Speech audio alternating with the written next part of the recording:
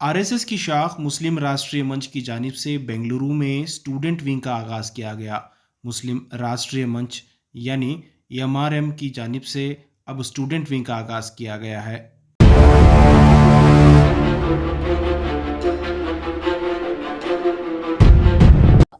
Actually मुस्लिम राष्ट्रीय मंच we are actually like हम स्टूडेंट विंग का है अभी मेरा तो हम लोग लाइक लोन्स स्टूडेंट्स के लिए स्कॉलरशिप्स और ड्रॉप आउट्स के लिए लाइक प्रोवाइड कर रहे हैं सो दैट वो आगे पढ़ सके because here in like in India they education is not that much because till 14 of the age we need to educate students, like it is compulsory actually.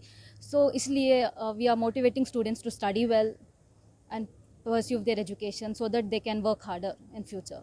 Education में देखिए, RSS तो सब लोग जानते हैं, यानी राष्ट्रीय स्वयंसेवक संघ, जो हिंदुस्तान में नहीं पूरी सारी दुनिया में अभी वो मशहूर है, यानी अपने कामों से मशहूर है।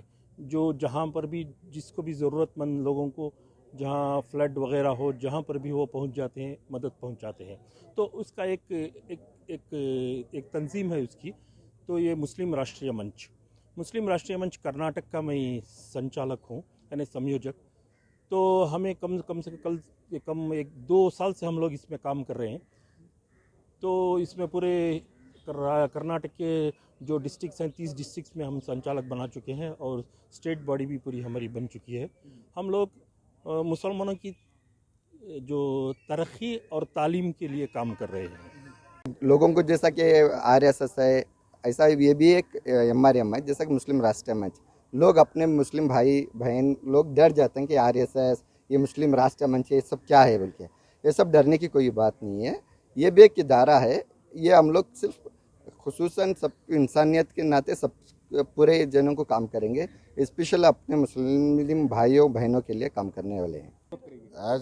एज ए कार्य बीजेपी का निष्ठावंत कार्यकर्ता मुझे कर्नाटका में फिलहाल जो बीजेपी है बीजेपी रहना, आने वाले इलेक्शन में भी बीजेपी रहना, बस मेरा यही।